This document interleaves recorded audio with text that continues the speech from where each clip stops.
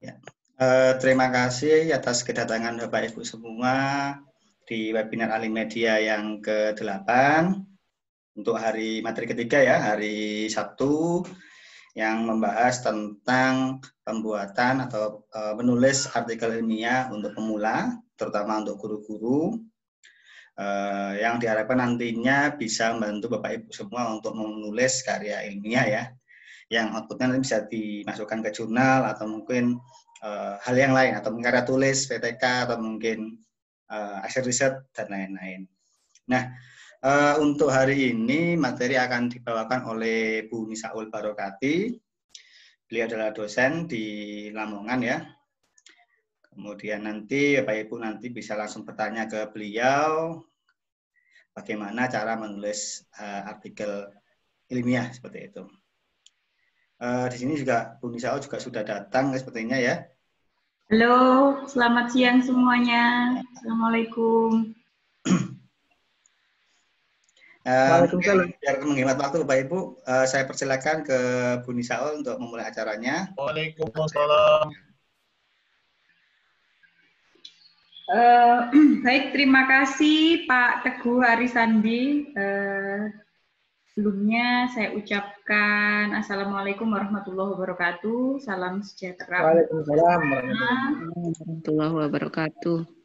Bapak Ibu yang saya hormati, senang sekali gitu ya bisa bergabung dalam webinar ahli media yang keberapa Pak Teguh? Ketiga ya? Ke-8. Oh, ke-8. Wow, luar biasa. Yang ke-8 ya. Yang ke-8 luar biasa. Nah, Bapak Ibu, saya akan sharing ya di sini dengan Bapak Ibu terkait pengalaman-pengalaman yang sudah saya lakukan terkait penulisan artikel ilmiah gitu ya. Jadi ini sharing aja Bapak Ibu, tidak bermaksud untuk menggurui Bapak Ibu gitu. Karena saya yakin yang bergabung di sini adalah orang-orang yang hebat, orang-orang yang luar biasa, dan sebenarnya orang-orang yang sudah pandai menulis gitu ya. Jadi nanti kita sharing aja ya Bapak Ibu ya. Baik Bapak Ibu, saya akan menampilkan slide gitu ya. Yang akan kita bahas. Bentar.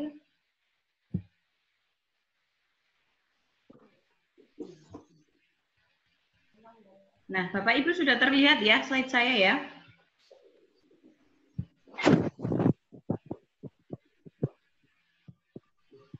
Ya, Bu. Ya, oke. Bapak Ibu, nanti begini, saya akan menyampaikan materi gitu ya, kemudian nanti Bapak Ibu bisa tanya jawab ke saya setelah materi selesai gitu ya Bapak Ibu ya, biar kita kondusif gitu. Kalau nanti langsung materi sambil tanya jawab nampaknya kurang kondusif gitu ya, jadi saya akan menyampaikan materi dulu, kemudian nanti kita akan sharing bersama gitu ya. Siapa yang mau mengajukan pertanyaan langsung raise hand aja gitu ya Bapak Ibu ya.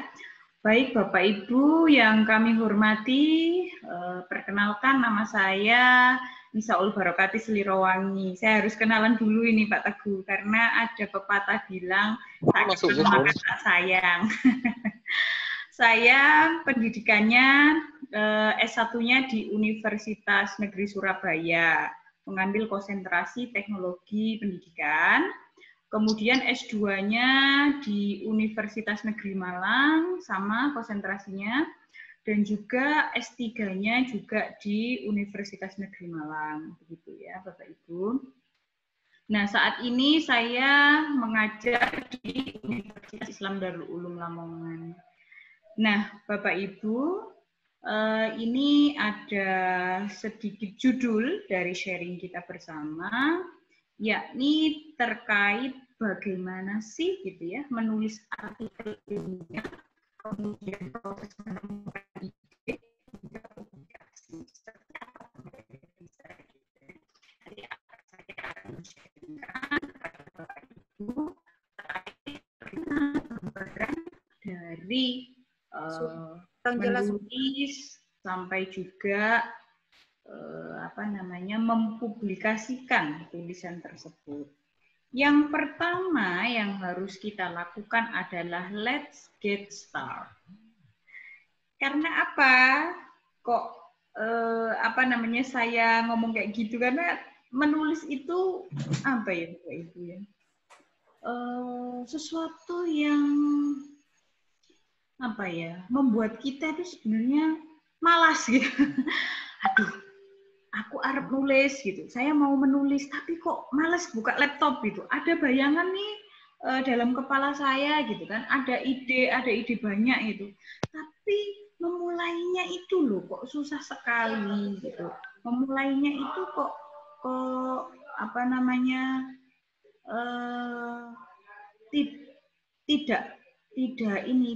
tidak bisa dimulai gitu. Memulainya itu gimana gitu. Ini ada penjual bakso ini noise. Gak apa-apa ya Bapak Ibu karena pintu rumah saya buka. Jadi seperti itu Bapak Ibu. Kita harus memulai. Intinya adalah begitu. Jangan hanya ide-ide saja, ya. Jangan hanya ide-ide saja. Akan tetapi kita harus mulai menuliskan ide-ide itu. Enggak apa-apa misalkan ya kita lagi ada di jalan, kemudian kita terlintas ide, langsung dicatat Bapak Ibu. Jadi Bapak Ibu kalau keluar kemana-mana, kalau bisa bawa kertas kecil itu, nah itu kertas kecil, ketika Bapak Ibu ada ide, langsung ditulis. Saya itu kadang biasanya mau tidur itu, baru ada ide, saya tulis saja gitu. Karena memang menulis itu harus diawali. Ya Bapak Ibu ya, tidak bisa hanya dibayangkan saja. Gitu. Nah, kemudian Bapak Ibu, ya, ini contoh saja Bapak Ibu ya, seorang mahasiswa atau peneliti yang telah menghasilkan karya ilmiah dan terpublikasi melalui seminar internasional ataupun jurnal ataupun seminar nasional gitu ya, akan memberikan banyak manfaat. Nah, ketika kita Bapak Ibu, tulisan-tulisan kita ketika dipublikasikan, maka akan memberikan banyak manfaat terhadap banyak orang. Ketika kita mati, apa yang kita tinggalkan? Gitu kan? Semuanya kan, ketika kita mati, apa sih yang kita bawa? Yang kita bawa itu kan hanya amal jariahnya. Menulis itu juga termasuk amal jariah Bapak Ibu. Ketika tulisan kita dibaca orang, amal jariahnya itu mengalir terus gitu kan. Apalagi sekarang tulisan-tulisan itu sudah berbasis online sehingga meskipun kita meninggal gitu ya, tapi tulisan kita masih tetap bisa dinikmati oleh banyak orang sehingga tulisan itu akan bisa bermanfaat bagi orang lain gitu ya. Contoh kecil aja, menulis resep masakan misalnya. Orang kayak saya gini kan nggak bisa masak Bapak Ibu. Jadi kalau mau masak itu lihat Google dulu. Gitu ya. Itu kan bermanfaat gitu loh. Jadi menulis itu jangan pikirkan yang berat-berat. Menulis itu kita pikirkan yang sederhana-sederhana aja. Contoh menulis resep masakan gitu, seperti itu. Bermanfaat gitu. Ya. Nah, selain memberikan kesempatan kepada publik untuk membaca dan memahami lebih lanjut tentang ide dan hasil penelitian kita yang kita tulis, tulisan kita juga berkontribusi terhadap pengembangan ilmu pengetahuan dan teknologi pada bidang tertentu. Ya. Ini yang saya contohkan, ini karya tulis ilmiah, gitu ya Bapak Ibu. Apakah gitu kan, saya boleh Bu belajar nulisnya itu dengan nulis resep di Google, ya boleh aja gitu loh. Asalkan Bapak Ibu continue melakukan itu. Jangan rok-rok asem ya, pepatahnya rok-rok asem itu dalam bahasa Indonesia itu apa ya? Hari ini nulis, 1 tahun lagi baru nulis lagi. Nah, jangan ya begitu, tapi kita harus belajar itu harus continue gitu ya, harus terus dan istiqomah gitu bahasanya. Nah, pertanyaannya Bapak Ibu, apakah seseorang menulis artikel gitu ya, karena dorongan untuk memenuhi syarat akademik tertentu atau memang karena passion dan mendedikasikan dirinya untuk kemajuan ilmu pengetahuan dan teknologi. Jadi menulis itu ada motivasi dari dalam diri dan ada juga motivasi dari luar diri, eksternal dan internal. Kenapa saya bilang begitu? Saya sendiri aja, Bapak Ibu. Saya jujur, saya sendiri aja. Ketika tidak mengurus kepangkatan, ketika tidak nabung, tidak ada niat untuk mengurus kepangkatan, saya tuh males nulis. Saya tuh males. Saya aja sekarang udah disalib sama Mas Teguh gitu ya. Padahal dulu itu kan Mas Teguh belum punya tulisan, saya udah punya tulisan banyak gitu. Sekarang udah disalib sama Mas Teguh saya. Karena saya tidak produktif menulis gitu kan. Setelah saya mengurus kepangkatan. Nah, motivasi itu dari luar berarti gitu kan. Kepangkatan, kebutuhan ya saya harus nulis gitu. Saya harus nulis. Jadi setelah saya target saya untuk menjadi profesor itu 4 sampai 5 tahun lagi gitu. Saya harus nulis gitu. Kalau ingat itu gitu langsung semangat nulis gitu. Tapi kalau nggak ingat, kemarin saya baru aja naik lektor kepala 400 ya sudahlah gitu. Sampai dululah 2 tahun ini. Tapi itu adalah dorongan dari luar. Jika kita yang paling bagus adalah motivasi dari dalam. Nah, jika kita memiliki motivasi dari dalam diri kita, gitu ya, memiliki passion dalam hal menulis, memang suka menulis, gitu kan, itu akan lebih baik, Bapak Ibu. Gitu. Itu yang bagus itu seperti itu. Jadi tetap menulis, ada tidaknya kebutuhan untuk menulis ya nulis aja, pokoknya nulis gitu. Nah, tapi memang kadang-kadang kita ini berbasis kebutuhan gitu ya Bapak Ibu. Nah, kemudian apa sih gitu ya yang dilakukan ketika kita harus menulis itu? Yang pertama kali yang harus dilakukan itu apa? Yang pertama adalah Bapak Ibu harus mengembangkan ide, ya. Ide sudah ada di dalam kepala Bu Nisa. Ya itu dikembangkan Bapak Ibu. Nah sekarang nih misalkan lagi booming-boomingnya pembelajaran daring.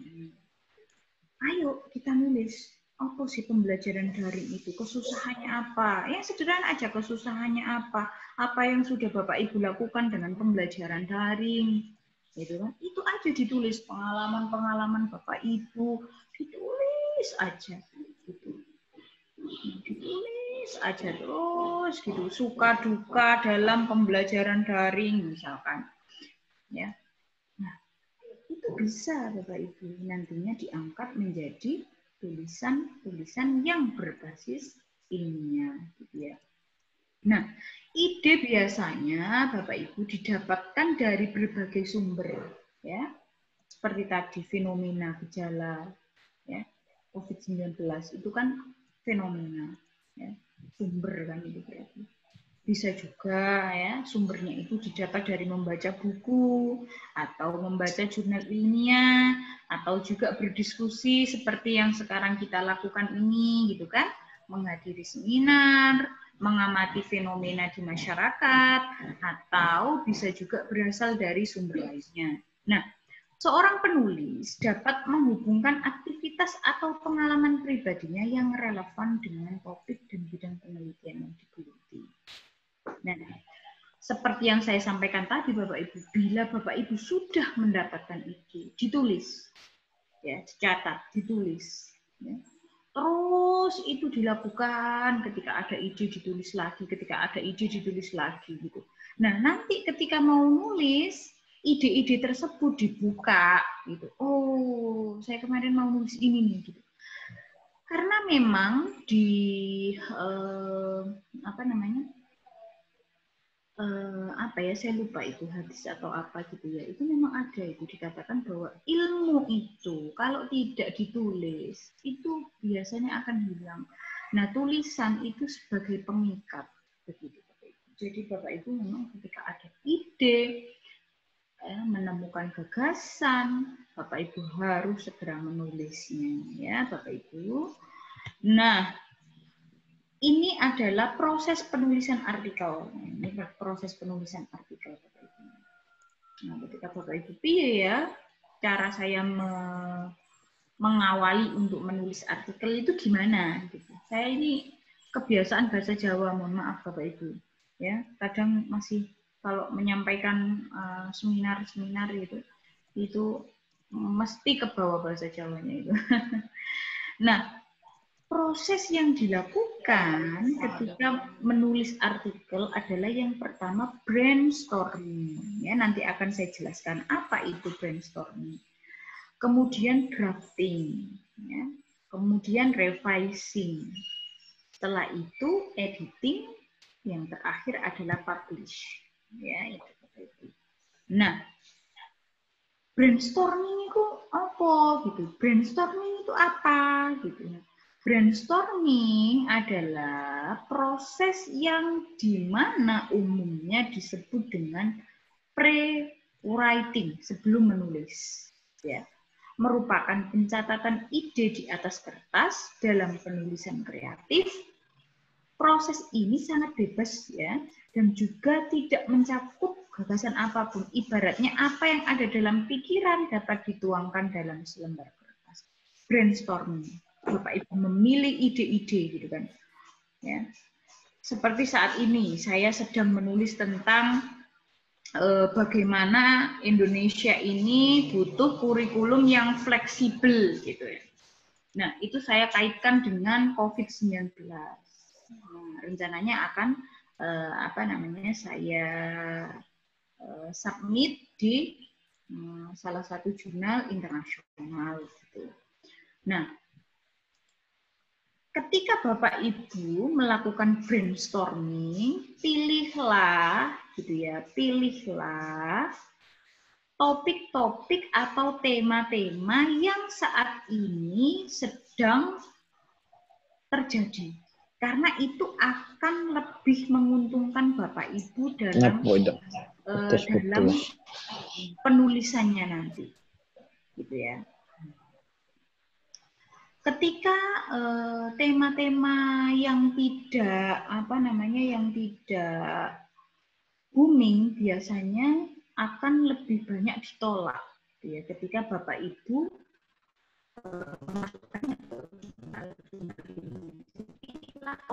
yang memang itu sedang dibicarakan. Nah, ini kita masih masuk di teori ya, Bapak Ibu ya. Memang belum masuk di mana tuh di praktek, nanti akan saya jelaskan ya strukturnya seperti apa gitu ya. Nah, kalau kita bisa mengkomen itu sebenarnya tadi kan memang tulisnya. Mohon maaf Bu, suaranya agak putus-putus. Suaranya agak putus-putus ya? Iya. Halo, ya. Sebentar. Udah. Masih putus-putus. Sudah enggak? Tadi pas gerak-gerak itu putus-putus tadi. Oh iya, saya itu kebiasaan tangan saya gerak-gerak. Makanya sebenarnya saya itu mungkin orang kinestetik ya. Sebenarnya orang kinestetik itu susah kalau diajak conference kayak gini. Karena gerak-gerak itu, bener itu. Kemarin ketika ngikutin webinarnya Prof. Degeng itu, Prof. Degeng bilang gitu. Baik, saya ulangi lagi. Yang terpenting adalah Bapak Ibu melakukan brainstorming dengan ide yang saat ini sedang booming ya, terjadi di dunia maupun di Indonesia. Nah, kemudian drafting, Bapak Ibu, drafting. Proses ini dimulai dengan melengkapi kalimat secara utuh, paragraf dan subtopik yang dilakukan saat proses brainstorming. Ya. Ketika Bapak Ibu sudah melakukan proses brainstorming, ya, maka Bapak Ibu harus menuangkan ide gagasan Bapak Ibu itu di dalam sebuah paragraf dengan subtopik, ya, dengan menyertakan subtopik. Nah, selanjutnya dengan membuat penghubung di antara kalimat dan subtopik. Pada proses ini, biarkan ide Bapak Ibu mengalir Abaikan sementara tata bahasa walaupun pada layar komputer Anda telah menunjukkan kesalahan pengejaan. Tulis aja Bapak Ibu. Ketika Bapak Ibu sudah memutuskan gitu ya, ide yang mana yang akan dipakai, tulis aja gitu ya. Apa yang menjadi pemikiran-pemikiran Bapak Ibu. Kasih subtopik ya, kasih subtopik. Misalkan mau menulis tentang COVID-19, pembelajaran daring era COVID-19 misalkan. Kasih subtopik, topiknya apa? Pembelajaran menggunakan WhatsApp misalkan. Yang pertama, yang topiknya RPP pembelajaran daring, gitu, subtopiknya. Kemudian subtopik yang kedua, silabus pembelajaran daring, misalkan. Sub yang ketiga, karakteristik siswa ketika pembelajaran daring, misalkan seperti itu. Nah, itu Bapak Ibu tulis aja, Bapak Ibu tidak perlu bingung dan gusar, aduh salah nggak ya gitu, nggak apa-apa, tulis aja semampunya gitu. Nah, setelah proses drafting dilakukan, ya, kemudian lanjut kepada proses revising, ya, revisi. Setelah drafting yang sudah selesai dan menghasilkan tulisan yang lengkap, selanjutnya membuat tulisan yang baik dan direvisi. Ya. Nah, Bapak Ibu, ketika tulisan Bapak Ibu selesai, ya, Bapak Ibu boleh memberikan. Suaranya putus-putus ya? Suaranya putus-putus lagi ya? Masih putus-putus enggak? Halo? Sudah enggak, Bu? Nah, iya. Oke. Mohon maaf ya, apa ini sinyal saya ya? Iya, sebenarnya sinyalnya dari Bu Nisaul kayaknya agak kayaknya. Iya. Mungkin. Oke. Sekarang udah jelas ya? Sudah jelas. Udah jelas belum? Ya, Bu, sudah jelas. Udah jelas belum? Jelas, Bu, jelas. Oke. Saya nggak pakai ini soalnya mic. Oh, mungkin saya harus pakai ya? Jelas kok, Bu, suaranya. Kalau nggak pakai mic juga. Oke, wis jelas ya. Tak lanjutkan lagi. Nah, Bapak Ibu, proses revisi. Nah, proses revisi ini ketika draft Bapak Ibu tadi sudah selesai, Bapak Ibu jangan segan-segan memberikan tulisan Bapak Ibu itu kepada orang yang paham terkait tata bahasa. Bapak Ibu di Indonesia misalkan, kasih lihat ke dia gitu kan, suruh untuk membaca kira-kira butuh direvisi apa tata bahasanya kan gitu. Nah, Bapak Ibu ketika proses revisi itu Bapak Ibu bisa belajar juga. Oh, tata bahasa saya ternyata begini.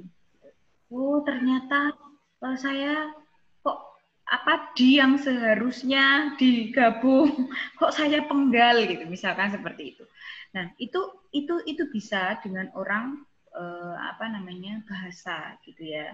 Jadi Bapak Ibu jangan pernah malu menunjukkan tulisan Bapak Ibu ya kepada orang lain untuk direvisi karena itu demi perbaikan Bapak Ibu gitu ya. Saya juga seperti itu Bapak Ibu, ketika saya mau menulis di Scopus gitu ya, saya mesti meminta orang bahasa Inggris untuk menerjemahkan, kemudian memparafrase kadang-kadang juga, karena kadang-kadang itu tulisan kita itu yang sebenarnya kita itu tidak menjiplak orang lain gitu ya, tapi dengan kata-kata yang sama itu kadang bisa terindikasi plagiat gitu loh. Karena memang sekarang itu ya gimana ya, alat plagiasi itu ya lucu terkadang ya. Nama saya aja loh katanya plagiasi loh, ya apa memang nama saya umum kan gitu. Misalkan namanya Pak Teguh gitu, Teguh Ari Sandi. Lah Teguh, nama Teguh itu kan banyak, ya pasti plagiat lah. Nah, hal-hal seperti itu kadang membuat tambahan plagiasi gitu loh. Makanya harus di parafrase, dan kadang kita nggak bisa gitu kan, yang bisa orang bahasa gitu. Nah, Bapak Ibu jangan segan-segan, jangan gini, aduh saya malu gitu. Masa tulisan saya tunjukkan ke orang lain? Enggak, proses belajar memang seperti itu. Ketika saya menulis disertasi, ketika saya menulis artikel ke Scopus yang waktu itu menjadi tuntutan kelulusan gitu ya, saya ya gitu Bapak Ibu, ke ahli bahasa, ke ahli bahasa Indonesia, ke ahli bahasa Inggris, karena dalam rangka untuk itu, gitu. Untuk mengetahui bahwa tulisan saya ini sudah sesuai enggak secara tata bahasa. Kalau secara konten itu kita sendiri yang tahu gitu ya Bapak Ibu. Tapi secara tata bahasa itu perlu sekali. Nah, bisa saja tulisan Bapak Ibu itu bagus, tapi tata bahasanya tidak bagus, maka akan di-rejected oleh jurnal. Bisa seperti itu. Saya pernah soalnya. Saya pernah waktu itu saya tidak sempat untuk menerjemahkan ke penerjemah gitu ya. Tidak sempat saya proofread. Nah, saya pakai Google Translate, kemudian pakai Grammarly. Saya atur-atur sendiri. Ya, sudah langsung rejected. Jadi itu adalah sebuah pengalaman Bapak Ibu, bahwa ketika kita menulis, apalagi di internasional gitu ya, itu perlu sekali memang berkolaborasi gitu ya dengan orang lain. Itu perlu sekali. Ya, perlu sekali. Nah, itu tadi revising ya. Kemudian editing. Nah, tahapan ini bisa menggunakan beberapa cara, melakukannya sendiri atau meminta bantuan teman atau menggunakan jasa editor profesional yang hal-hal tersebut perlu dilakukan selama proses ini. Perhatikan tata bahasa dan format yang telah ditetapkan ya. Editing ini tadi ya sama dengan revising juga ya Bapak Ibu ya. Ini lebih ke tata bahasa, revising juga sama sih. Ya. Nah, publish ya. Publish. Nah, ketika tulisan kita Bapak Ibu sudah ya, kalau di ini nih saya ceritakan aja ya. Saya ceritakan runtutannya. Nanti biar enggak bingung. Ketika kita memasukkan tulisan ke jurnal baik nasional maupun internasional, itu biasanya ada tahapan-tahapannya. Tahapan yang pertama itu biasanya ketika draft sudah jadi ya, itu biasanya kita akan itu tadi ya, melakukan editing ya. Kemudian kita submit gitu ya Bapak Ibu, kita submit. Nah, ketika kita submit itu, biasanya nanti kita akan diberikan tanggapan Bapak Ibu dari jurnal tersebut. Apakah tulisan kita ini revise with major atau tulisan kita itu ditolak, ya, alias rejected. Biasanya seperti itu. Nah, ketika tulisan kita revisi accepted with major, berarti kita harus merevisi kan gitu, disetujui tapi dengan syarat kan gitu. Itu biasanya kita merevisi. Nah, proses revisi itu biasanya Bapak Ibu berkali-kali ya kan, dengan reviewer yang berbeda-beda. Nah, dalam proses revisi itu biasanya membutuhkan waktu yang sangat panjang. Kalau Scopus itu biasanya sekitar 6 bulan ya Bapak Ibu ya. Kalau jurnal nasional itu biasanya membutuhkan waktu 3 bulanan. Nah, itu penting sekali untuk Bapak Ibu ketahui. Nah, ketika revisi itu biasanya karena reviewernya berbeda-beda, biasanya reviewernya ada yang ahli bahasa, ada yang ahli konten yang kita tulis itu, sehingga revisinya tuh macam-macam Bapak Ibu. Ada yang terkait konten, ada yang terkait bahasa, gitu ya. Jadi macam-macam, dan itu perlu kita revisi satu persatu dari apa yang telah diberi masukan oleh reviewer gitu ya Bapak Ibu. Baru setelah itu terjadi dan dinyatakan accepted atau diterima, maka terjadilah yang namanya publish gitu Bapak Ibu ya. Tapi Bapak Ibu, menurut pengalaman saya ketika saya mengajukan kepangkatan, waktu itu artikel saya diterima di Eropa ya, Q2 itu saya baru accepted, insya Allah tahun ini ya, 2 tahun yang lalu acceptednya, tapi tahun ini insya Allah baru publish. Tapi sudah bisa hanya menggunakan LOE, letter of accepted, itu ternyata bisa digunakan untuk kepangkatan. Saya dulu ini nggak tahu gitu kan, saya pikir tidak bisa digunakan untuk kepangkatan, kan belum publish gitu.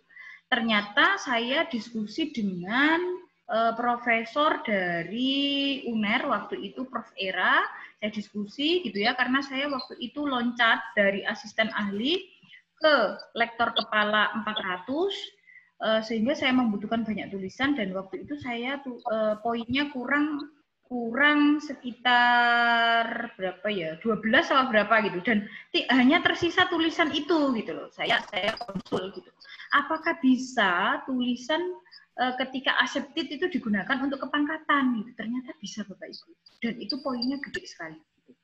Yang punya saya yang Q2 itu. Nah, itu dari proses submit sampai revisi sampai dinyatakan accepted itu sekitar 6 sampai 7 bulan Bapak Ibu. Sekitar 6 sampai 7 bulan. Nah, itu memang waktu yang sangat panjang ya Bapak Ibu. Tapi tidak masalah ketika sudah accepted ya. Alhamdulillah saya bisa loncat gitu ya dari asisten ahli ke lektor kepala 400. Gitu. Nah, itu pengalaman saya Bapak Ibu. Nah, ketika accepted itu ya karena yang kan tadi itu ini ya jurnal internasional yang memang Q-nya sudah tinggi, sehingga antrinya itu banyak Bapak Ibu. 2 tahun saya tahun ini insya Allah Desember tahun ini, Desember 2020 itu baru publish. Nah, tapi kalau Bapak Ibu menulis di jurnal nasional ataupun jurnal internasional yang Q4 itu terkadang cepat publishnya. Mungkin ya sekitar dari jarak dinyatakan accepted mungkin ya bisa ada yang 3 bulan, bervariasi Bapak Ibu. Ada yang 5 bulan, ada yang 6 bulan, gitu ya. Ada yang kadang 1 bulan dari accepted itu sudah bisa publish ya, macam-macam Bapak Ibu. Dan Bapak Ibu tidak perlu khawatir. Yang dosen, saya tidak paham kalau yang guru ya, bisa enggak kalau accepted itu digunakan untuk kenaikan pangkat.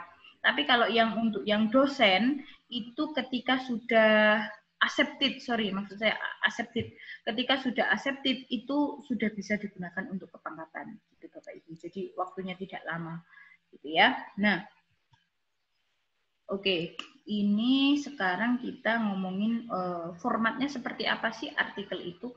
Ya, Bapak Ibu pasti ya sudah paham. Mungkin ya. ada tanya jawab dulu Bu, mungkin Bu, kan sebelum materi baru ini. Gitu. Iya, mungkin. Oke, Bapak Ibu, ada yang mau tanyakan terkait mungkin kita buka sesi, mungkin ada yang mau tanyakan, silakan unmute atau tulis di monggo, santai aja Bapak Ibu, monggo. Iya, kita diskusi aja Bu, sampai jam 3 gitu ya. Siap. Iya, nggak usah cepat-cepat ya, santai-santai aja. Oke. Silakan Bu, mohon silakan yang mau bertanya bisa ditanyakan di chat, bisa chat WA ataupun chat Zoom-nya.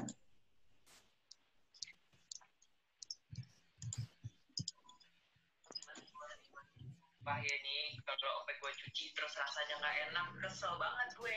Nih gue cuci dulu ya guys, karena susah nih, gue matiin dulu kameranya. Anjay, udah bersih. Yuk kita langsung pakai kejunya. Nih gue udah keluarin Oreo-nya dan Halo Pak. Oke. Kejunya, anjay udah jadi. Sekarang kita tutup. Siap. Sumpah kelihatannya enak. Gimana kalau kita langsung cobain? Itu iklan apa itu? Monggo silakan Silakan Bapak Ibu. Ada yang Bu Sri Hartini, monggo Bu Sri Hartini. Lanjut aja dulu, Bu. Oh ya, lanjut dulu aja. aja. Oke, baik. Monggo Bu, lanjutkan aja Bu. Saya lanjutkan. Bentar.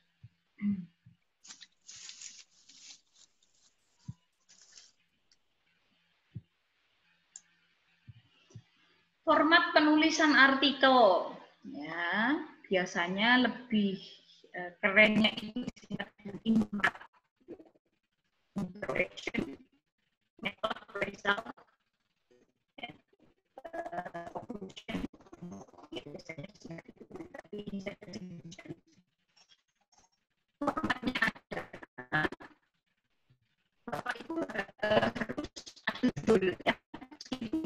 Ini bisa ditulis ataupun ditulis sebelum draft sudah jadi, karena masing-masing orang biasanya berbeda gitu ya, style menulisnya. Kalau saya kalau belum ada judulnya saya bisa menulis.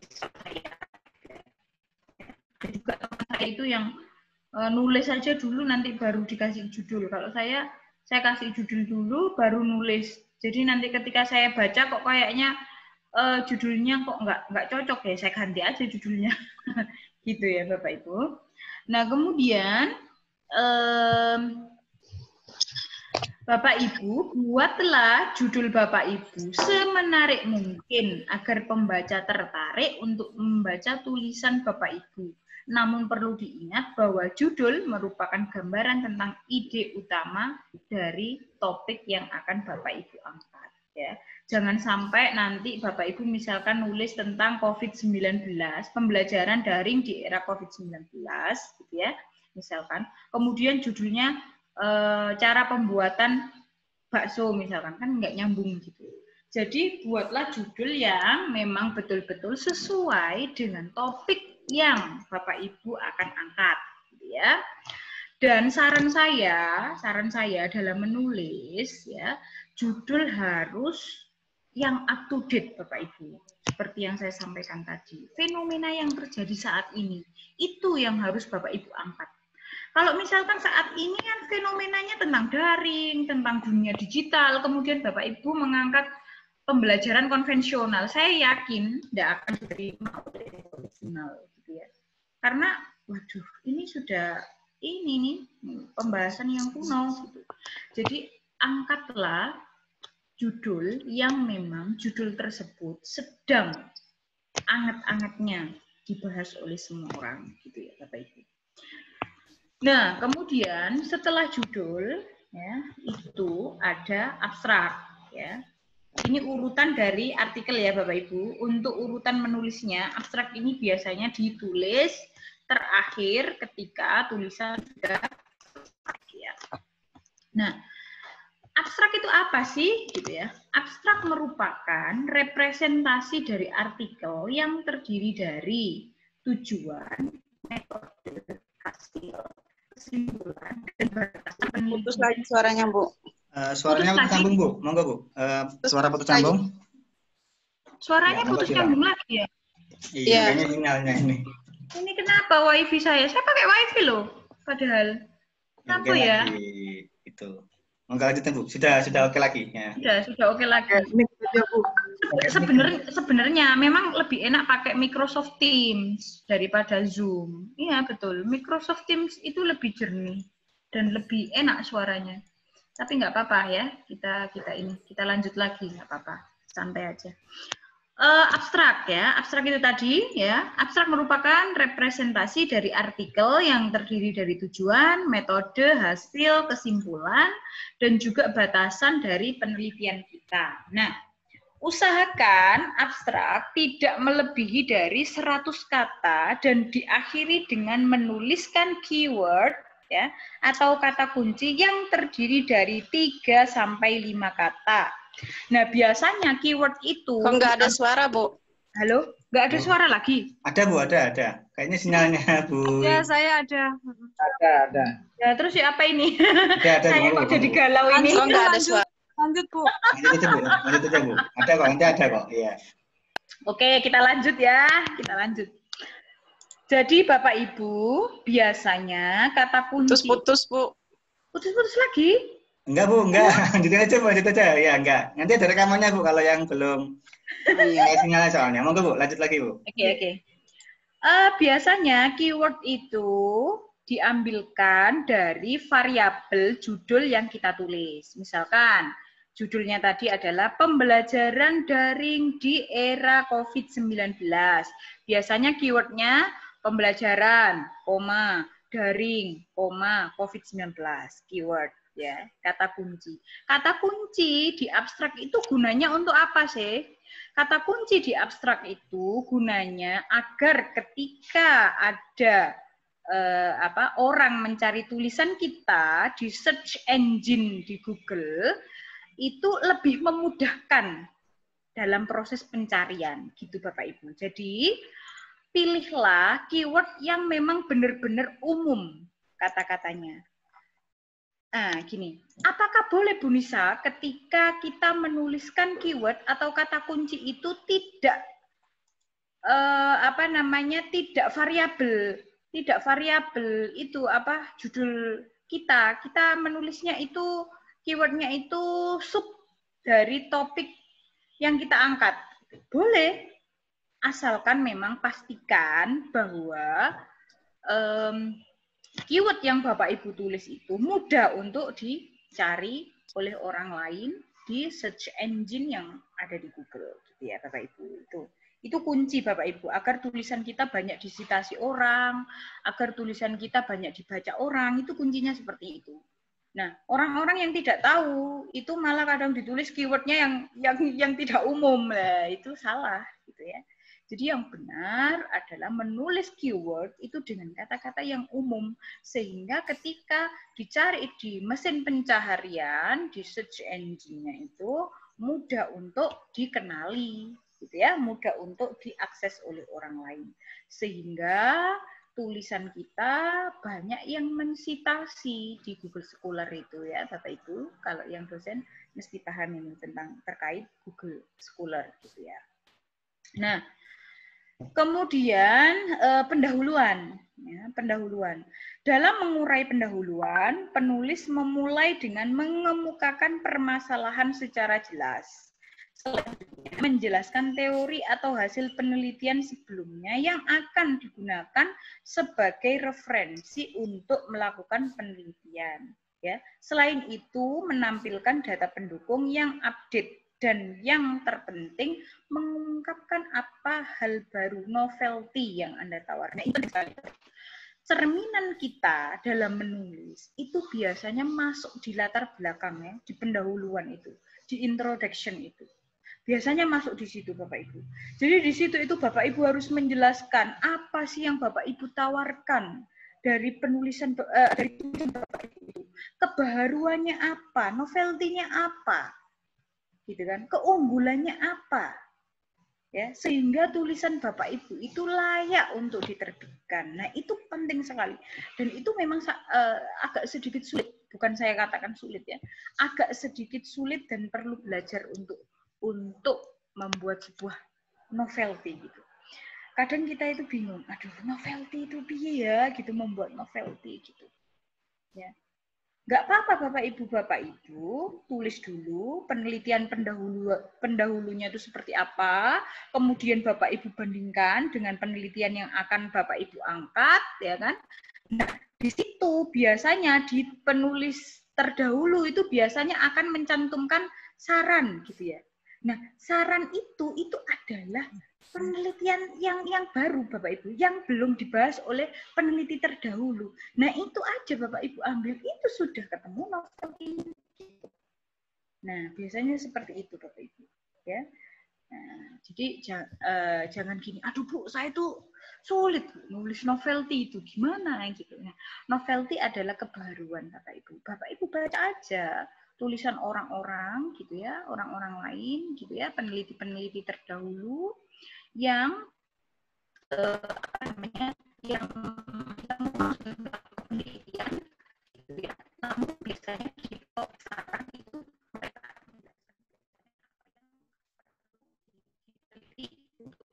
suaranya putus lagi Bu. Suaranya putus lagi. Ini beneran Gimana ya? putus ya? Udah balik Loh. lagi.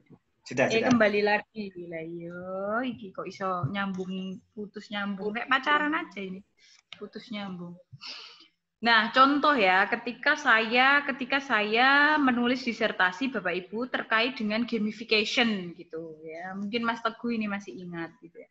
Ketika saya menulis disertasi terkait gamification, waktu itu Bapak Ibu di UM ya, di Universitas Negeri Malang, itu belum ada yang menulis disertasi tentang gamification gitu. Jadi saya waktu itu bingung, waduh gitu. Yang ada itu di UPI sudah ada. Kemudian di Sekolah Tinggi Ilmu Komputer itu sudah ada.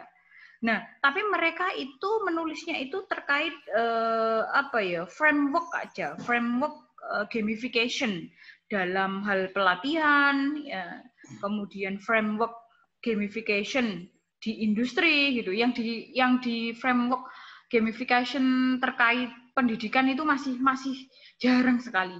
Bahkan di UM itu belum ada gitu ya, yang di mana disertasi itu belum ada. Nah, waktu itu saya banyak mencari tulisan pendukung itu dari tulisan-tulisan yang ada di luar negeri. Kalau di luar negeri itu banyak, terutama di Cina. Cina itu gamification terkait education, gamification yang digunakan untuk pendidikan itu sudah banyak gitu. Sehingga saya banyak mencari studi referensi dari sana gitu ya Bapak Ibu. Nah, Bapak Ibu juga harus begitu gitu. Sebenarnya kita itu nggak bisa menulis sendiri, itu nggak bisa, gitu ya. Harus ada dukungan tulisan yang yang sudah dilakukan terdahulu, begitu Bapak Ibu. Meskipun tulisan kita itu sangat baru, gitu ya. Bapak Ibu harus tetap mencari studi literaturnya, ya. Harus gitu. Itu yang dinamakan dengan artikel ilmiah, memang wajib. Kenapa ilmiah? Ya karena harus ada penulis terdahulu yang memperkuat penelitian kita, yang memperkuat loh ya Bapak Ibu. Bukan berarti harus sama kajiannya. Bukan berarti seperti itu, tapi memperkuat memperkuat tulisan kita gitu. Nah, itu penting sekali untuk dipahami, sehingga putus lagi enggak ya? Lancar ya? Enggak, Bu. Lancar, Bu. Alhamdulillah. Sehingga itu nantinya akan menjadi daya tarik gitu. Ibaratnya kalau kita makan di restoran Bapak Ibu, pendahuluan itu adalah dessert gitu ya. Kayak kue gitu yang harus, biasanya orang kalau mau makan kan ada pancingannya dulu gitu kan. Ada pancingannya, wah ini kue ini yang disuguhkan ini enak ini. Kue yang disuguhkan ini enak gitu. Nanti pasti makanan besarnya pasti enak gitu. Jadi seperti itu. Bapak Ibu harus mampu memikat gitu ya. Mampu memikat semua pembaca di sub pendahuluan begitu Bapak Ibu ya. Kemudian studi literatur, ya, studi literatur. Pada bagian ini, penulis menguraikan teori atau penelitian yang relevan dengan topik yang dibahas, sehingga akan memudahkan bagi penulis dalam mendukung argumen atau menentukan variabel model penelitian yang dikembangkan. Nah, kalau di studi literatur ini, Bapak Ibu harus mengangkat, gitu ya, mengangkat tulisan-tulisan atau literatur-literatur terdahulu yang telah melakukan penelitian yang Bapak Ibu lakukan ya. Nah, seperti kajian pustaka itu loh Bapak Ibu ya. Jadi Bapak Ibu menulisnya sesuai dengan variabel judul Bapak Ibu gitu ya. Kalau di pendahuluan tadi kan Bapak Ibu membandingkan teori-teori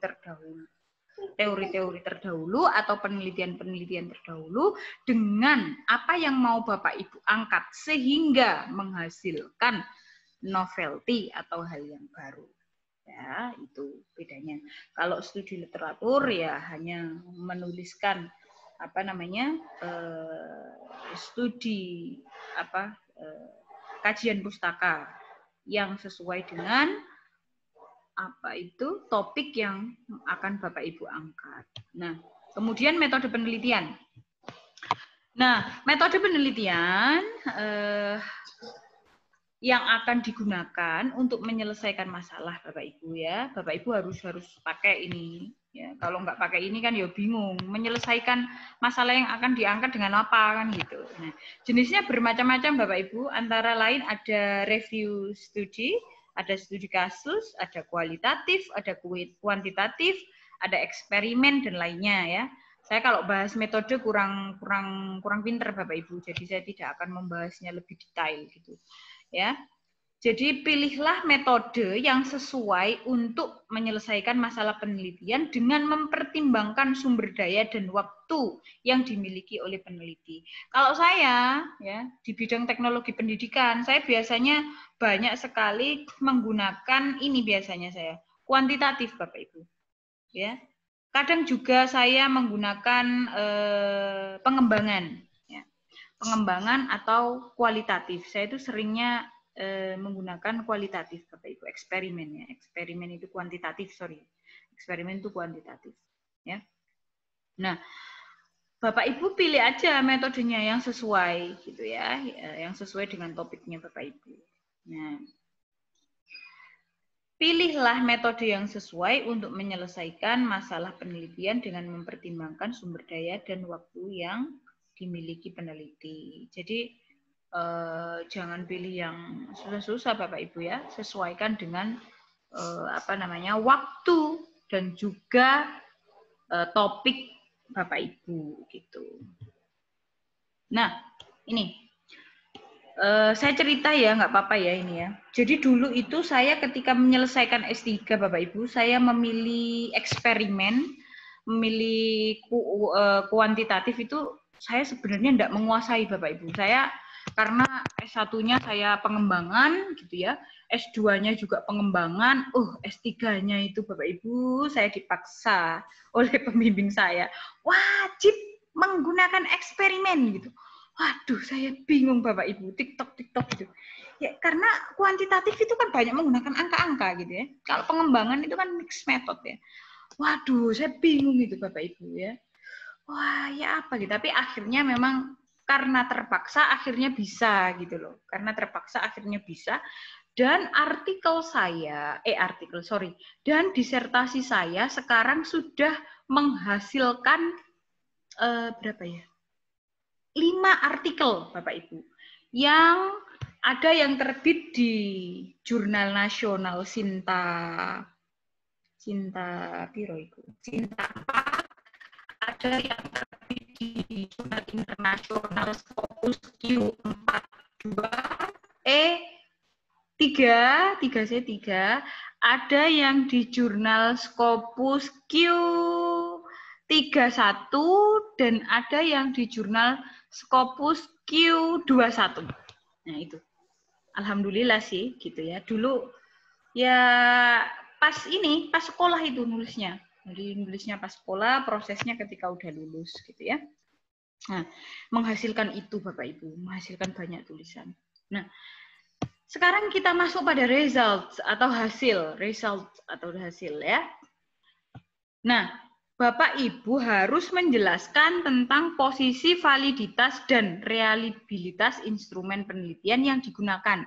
Tampilkan hasil pengolahan data yang menunjukkan apakah hubungan antara variabel yang signifikan dan model yang diteliti secara utuh tanpa memberikan opini dan analisa. Ini hasil dari kuantitatif ya. Kalau kuantitatif kan ngomong reliabilitas dan validitas. Tapi pada umumnya penelitian apapun hasil itu ya Bapak Ibu harus mampu menginterpretasikan gitu ya hasil penelitian Bapak Ibu itu seperti apa dan kebaharuannya apa, keunggulannya apa gitu. Sehingga penelitian Bapak Ibu itu layak untuk dijadikan sebuah acuan atau teori gitu ya Bapak Ibu. Itu intinya ya di situ. Kemudian pembahasan atau diskusi ya atau discuss ya. Pada bagian ini, penulis ingin memberikan penjelasan untuk membandingkan hasil dari eksperimen. Ini contoh eksperimen ya Bapak Ibu, yang saya contohkan ini penelitian eksperimen. Pada bagian ini, penulis ingin memberikan penjelasan untuk membandingkan hasil dari eksperimen yang telah dilakukan dengan teori dan penelitian sebelumnya. Selanjutnya, pada bagian diskusi, memberikan argumen terhadap data yang telah ditampilkan pada hasil. Jadi sebenarnya hasil dan pembahasan itu terkait, Bapak-Ibu, ya. Ya, itu terkait, ya. Jadi di pembahasan itu nanti juga akan menginterpretasikan dari hasil penelitian Bapak Ibu. Ya, biasa. Kok ada suara apa itu tadi? Masih terdengar kan suara saya ini, Bapak Ibu? Masih Bu, masih. Alhamdulillah. Oke, saya percepat ya, biar nanti diskusinya lebih lama ya, karena sudah menunjukkan hampir jam 2. Oke. Kesimpulan dan batasan atau conclusion ya. Kesimpulan merupakan kalimat yang dituliskan untuk menjawab masalah penelitian dan menguraikan temuan penting dari penelitian yang dilakukan. Pada poin batasan ya, secara jujur penulis harus mengungkapkan kelemahan penelitiannya sebagai bahan evaluasi dan rekomendasi bagi peneliti selanjutnya. Jadi di kesimpulan atau batasan, seperti yang saya ceritakan tadi Bapak Ibu, biasanya ada saran gitu ya. Saran dan rekomendasi gitu. Saran dan kesimpulan. Nah, di situ itu adalah rekomendasi untuk penelitian selanjutnya. Itu sebenarnya adalah bukan kelemahan sih ya. Apa ya istilahnya ya? Bapak Ibu itu memberikan batasan kan dalam penelitian itu. Jadi Bapak Ibu kan tidak mungkin meneliti semuanya. Nah, di dalam apa itu perjalanan penelitian itu kan biasanya Bapak Ibu menemukan temuan-temuan. Nah, temuan-temuan tersebut bisa dijadikan sebagai rekomendasi atau saran untuk peneliti selanjutnya, gitu ya Bapak Ibu. Nah, yang terakhir adalah daftar pustaka. Penulisan referensi yang digunakan pada artikel hendaknya mengacu pada contoh yang telah ditetapkan oleh penyelenggara seminar atau pengelola jurnal. Umumnya menggunakan metode apa? Umumnya menggunakan ini Bapak Ibu, penulisan jenis apa gitu ya. American Psychological Association ya, biasanya seperti itu. Nah, jadi gini Bapak Ibu.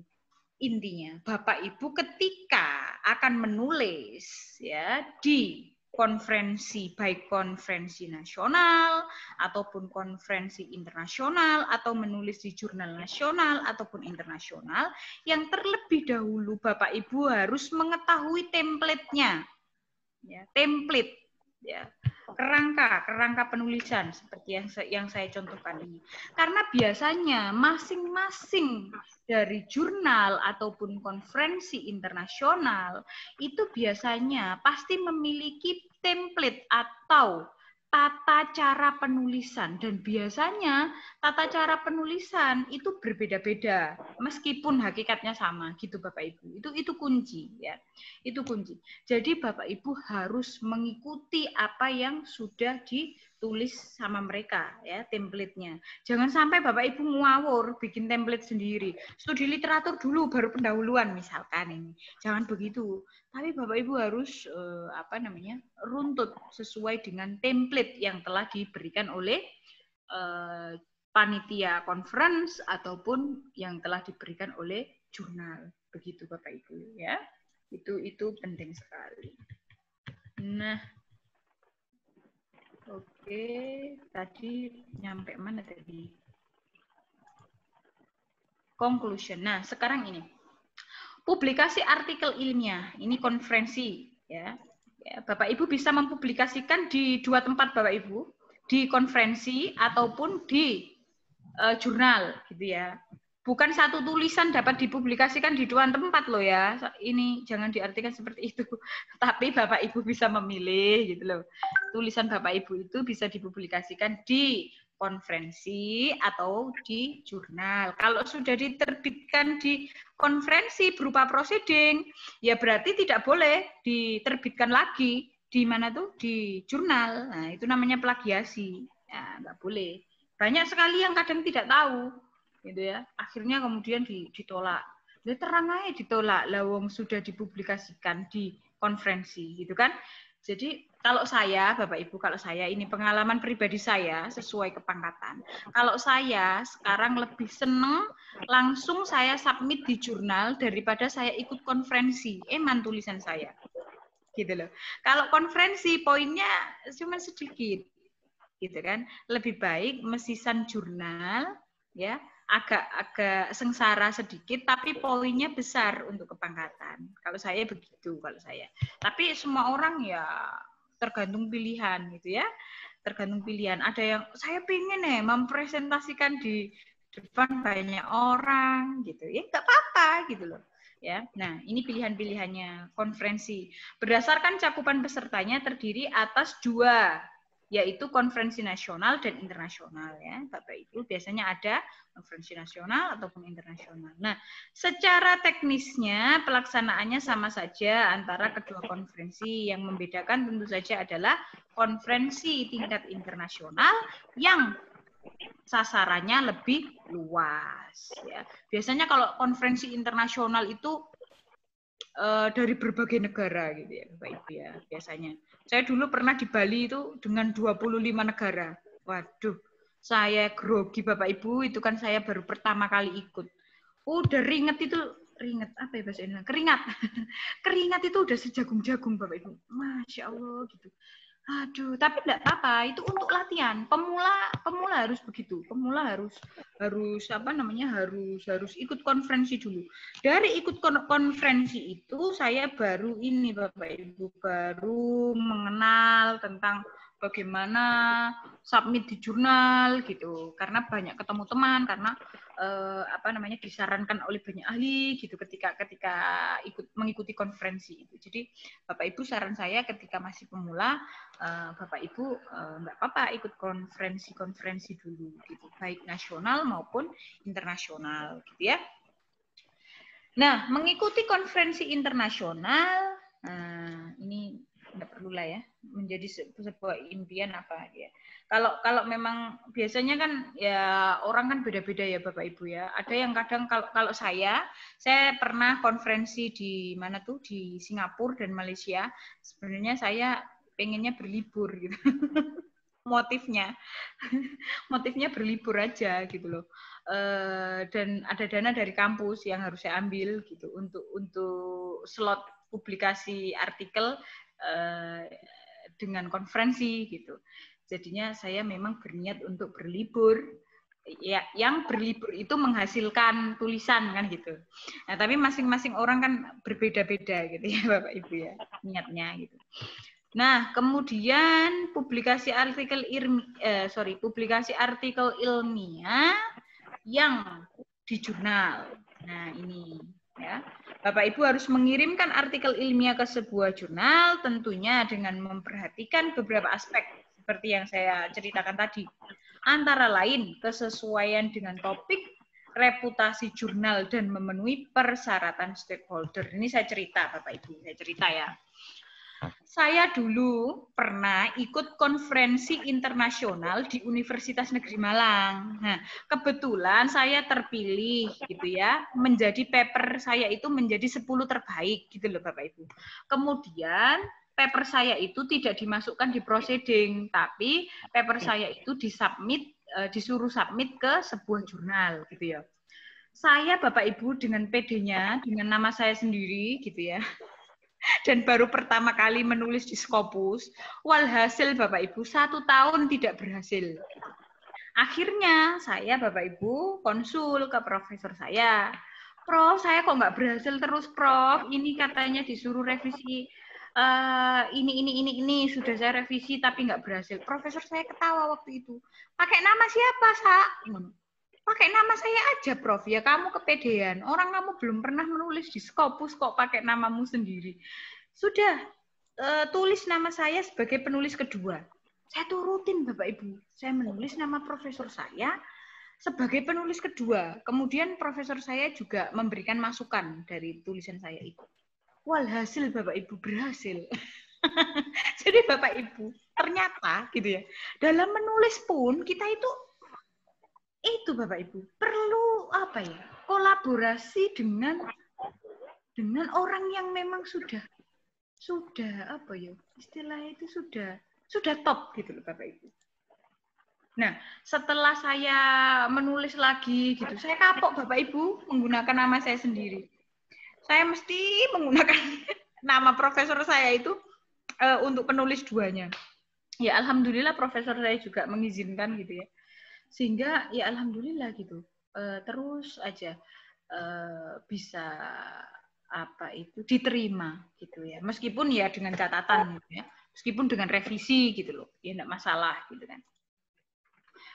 Nah, Bapak Ibu ya, hal yang penting lagi ya, agar tulisan kita tidak ditolak ketika kita sudah submit ya, itu adalah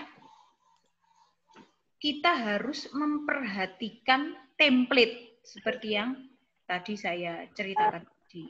Meskipun Bapak Ibu sudah menulis dengan orang yang hebat, yang sudah punya banyak skopus, tapi template-nya tidak disamakan dengan apa yang diminta oleh jurnal, ya tetap aja ditolak. Gitu.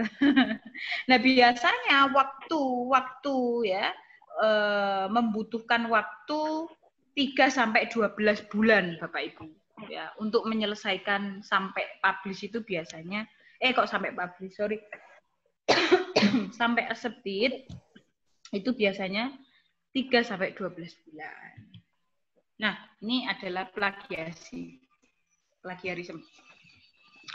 Nah, Bapak Ibu, sering sekali sekarang kita itu mendengar kata plagiarisme gitu. Gimana sih Bu Nisa untuk mengecek plagiarisme gitu ya? Nah, biasanya Bapak Ibu ya, plagiarisme itu bisa dicek dengan Mendeley atau software lain semacam plagiasi checker ya. Jadi Bapak Ibu harus harus mengecek itu gitu ya. Karena kalau plagiarisme kita lebih dari 20, walhasil itu juga bisa menjadikan tulisan kita ditolak juga gitu Bapak Ibu ya. Nah, Bapak Ibu biasanya juga ini ya. Bapak Ibu harus memakai metode apa itu tadi. Nah, metode apa itu dengan menggunakan apa? Bu Nisa biasanya notoe gitu, menatanya. Biasanya dengan menggunakan Mendeley Bapak Ibu ya.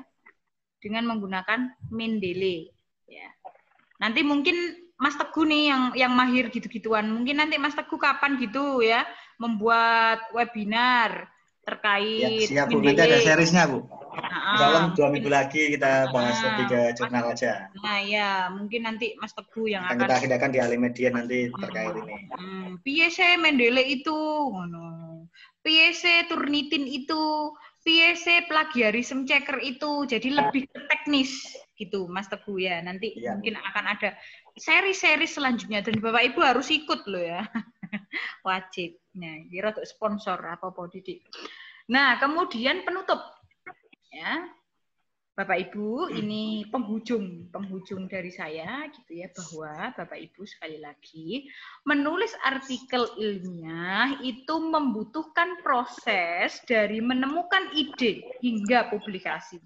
Membutuhkan proses, harus sabar ya Bapak Ibu ya.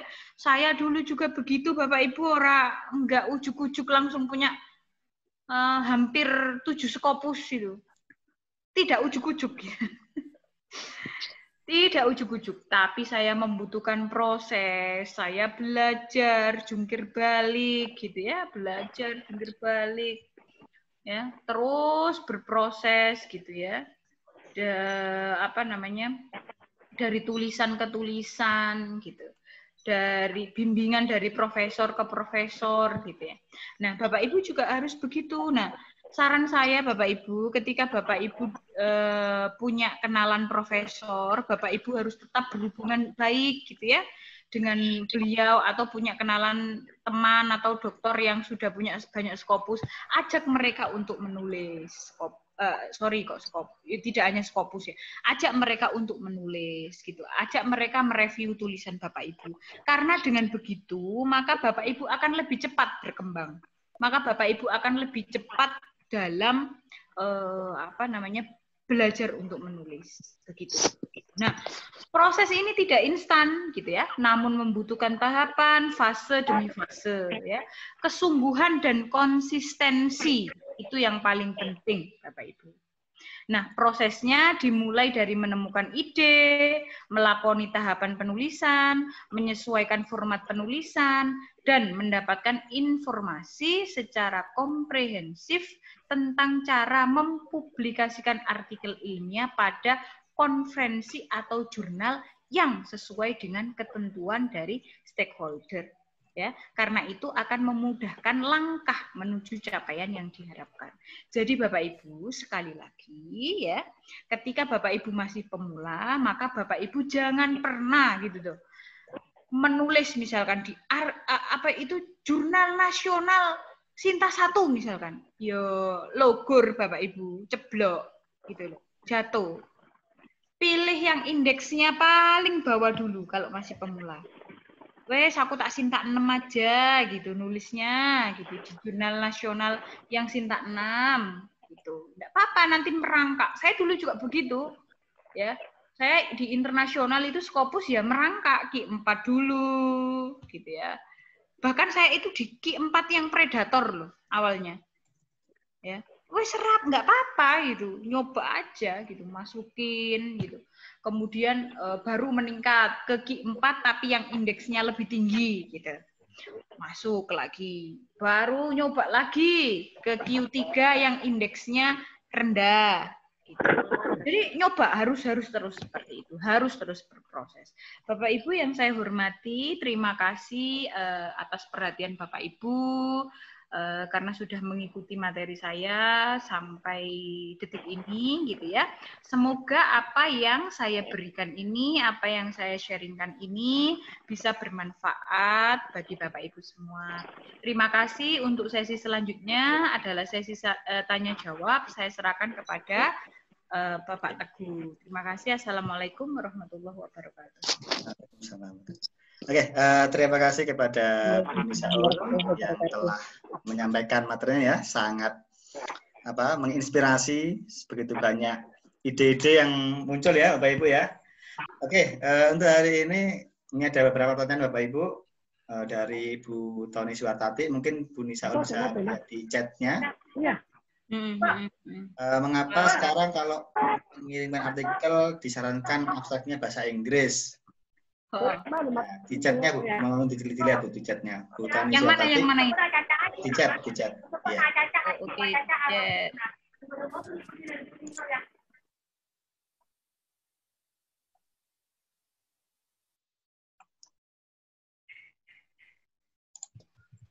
enggak Bu? Tanya, mengapa sekarang kalau mengirimkan artikel disarankan mencantumkan abstraksi berbahasa Inggris dan mengapa penulisan abstraksi cara penulisannya dibedakan dengan isinya?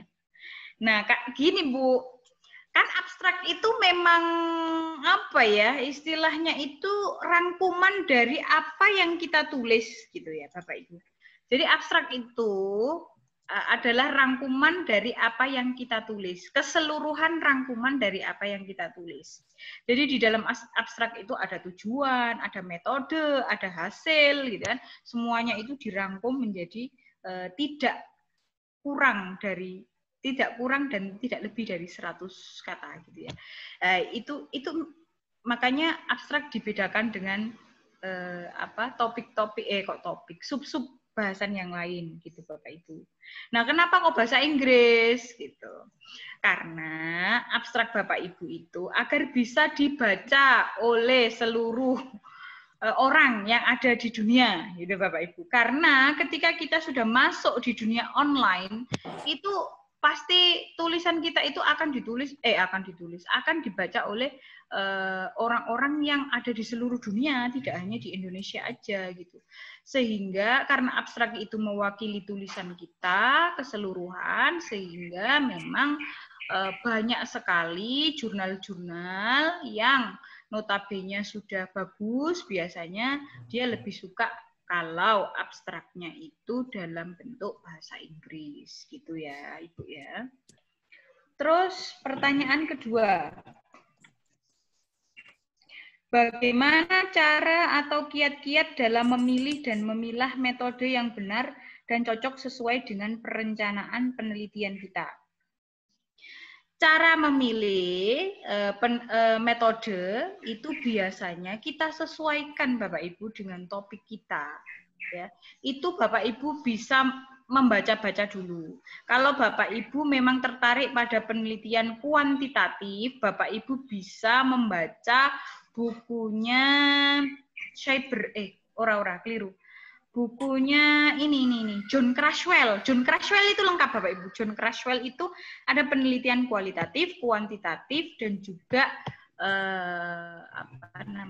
mixed method ya. Itu bisa Bapak Ibu baca. Syaratnya adalah memang membaca dulu metode penelitian. Kalau Bapak Ibu menentukan metode penelitian tanpa membaca buku metode penelitian, maka tidak bisa. Harus dibaca dulu. Kira-kira penelitian saya ini nanti arahnya itu, gitu ya, arahnya itu seperti apa bentuknya. Nah, itu memang harus membaca buku metode penelitian dulu, gitu ya Bapak Ibu. Nah, mungkin nanti the next ya ahli media akan menyelenggarakan series metode penelitian gitu Bapak Ibu. Itu nanti akan dikupas. Jangan khawatir Bu, iya, ini kan bertahap. Nah, kemudian apa ini? Pertanyaan. Bagaimana caranya dapat mengetahui jurnal yang berskala Scopus atau Sinta 2? Nah, untuk mengetahui jurnal tersebut berskala Sinta atau Scopus itu gampang. Bapak Ibu buka Google, kemudian Bapak Ibu buka Skimago JR.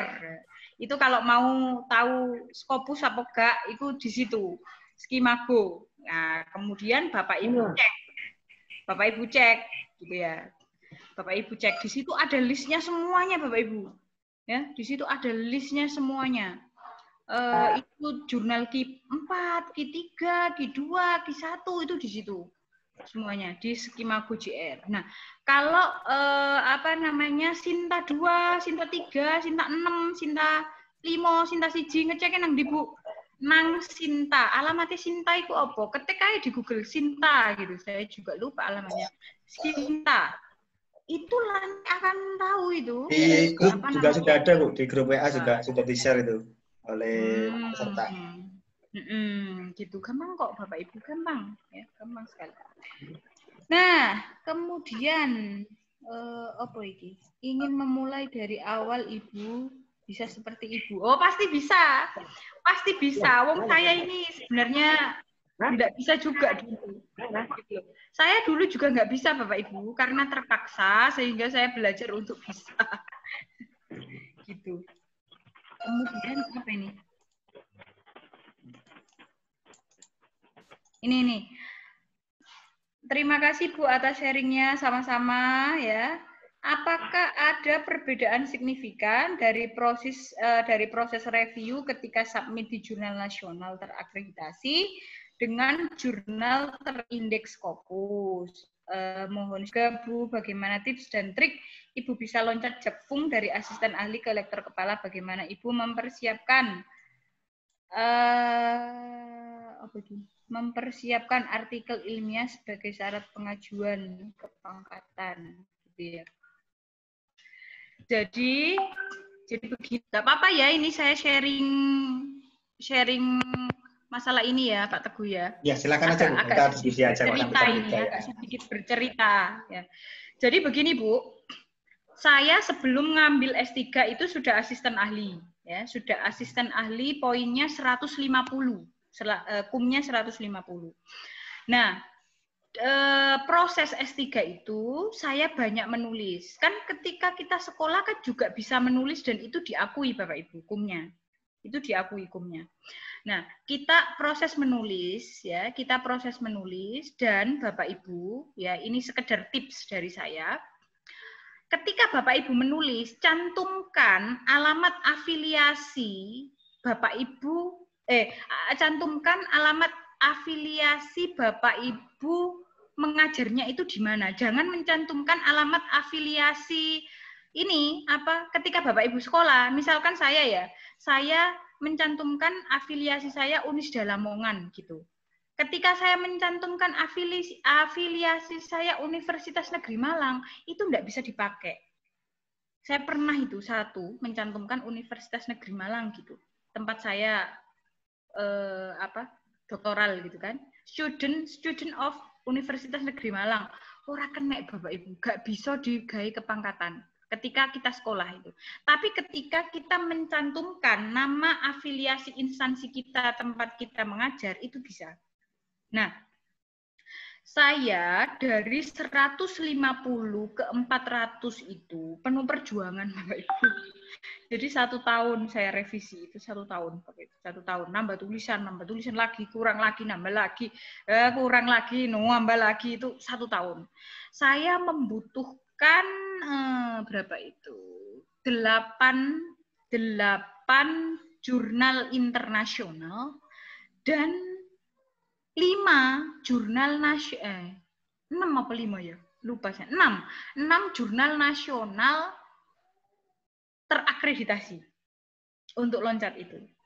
Nah, saya tertolongnya karena saya punya ijazah S3 loncatnya. Jadi kumnya agak lumayan banyak kan. Nah, sehingga bisa gitu ya Bapak Ibu. Ya agak sedikit sengsara sih 1 tahun itu gitu ya. Nambah di tulisan aja untuk di pengabdian masyarakat dan lain-lain itu sudah cukup ya. Itu sudah cukup. Jadi alhamdulillahnya begitu. Jadi Bapak Ibu ketika sekolah Bapak Ibu harus mengumpulkan banyak. Memang harus mengumpulkan banyak tulisan, banyak pelatihan-pelatihan seperti ini kan bisa juga untuk dijadikan kum dalam bidang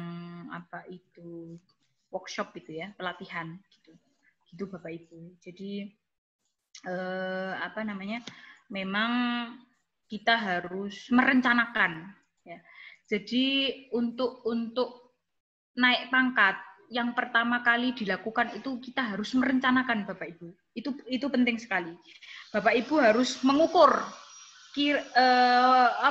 bukan mengukur, mensimulasi ya. Panduan itu kan ada panduannya Bapak Ibu, panduan kenaikan pangkat. Nah, itu Bapak Ibu harus melakukan simulasi. Kira-kira saya membutuhkan poin berapa, saya punya apa aja, kurang berapa. Nah, saya dulu sudah melakukan simulasi awal mengajukan itu, saya pikir udah cukup gitu loh, simulasinya udah cocok. Ternyata Bapak Ibu dihargai oleh review asesornya itu cuma sedikit banget. Akhirnya nambah tulisan lagi. Nggak apa-apa. Harus dilakukan itu memang prosesnya. Karena kalau kita tidak melakukan itu, nanti hangus juga poin kita. Jadi harus direncanakan. Itu penting sekali. Per 2 tahun itu Bapak Ibu harus merencanakan. Gitu ya. Nah itu.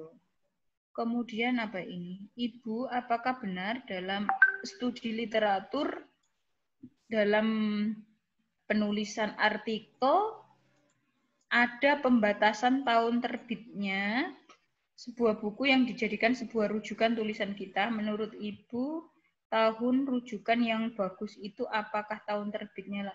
Ini menarik ini. Betul, Bapak Ibu. Jangan sampai Bapak Ibu itu merujuk tulisan yang sudah tua-tua. Paling tidak rujukan itu harus yang 5 tahun terakhir. Nah, Bapak Ibu, ini tips juga bahwa Bapak Ibu harus ya 80% yang dirujuk itu adalah artikel ilmiah. Kalau bisa dari jurnal yang dituju. itu apa ya? Tips itu Bapak Ibu. Jadi ketika Bapak Ibu mensitasi jurnal yang dituju itu, jurnal tersebut itu akan melirik Bapak Ibu. Maka biasanya akan menjadi pertimbangan untuk di-accepted gitu Bapak Ibu. Jadi itu penting sekali. Jangan sampai menggunakan literatur yang jadul-jadul. Boleh menggunakan literatur yang jadul ketika gitu ya. ketika tulisan itu memang tidak ada lagi gitu. Yo mengiku tok gitu. Mengiku tok piye meneng gitu. Misalkan ada itu di dunia tab itu reglut itu. Reglut itu terakhir menulis itu tahun berapa itu Pak Teguh? Reglut itu. Tahun 80-an kayaknya, Bu. Nah, tapi ada yang terbaru, sudah ada yang terbaru kok. Yang terbaru itu enggak 80-an, yang terbaru itu 2010.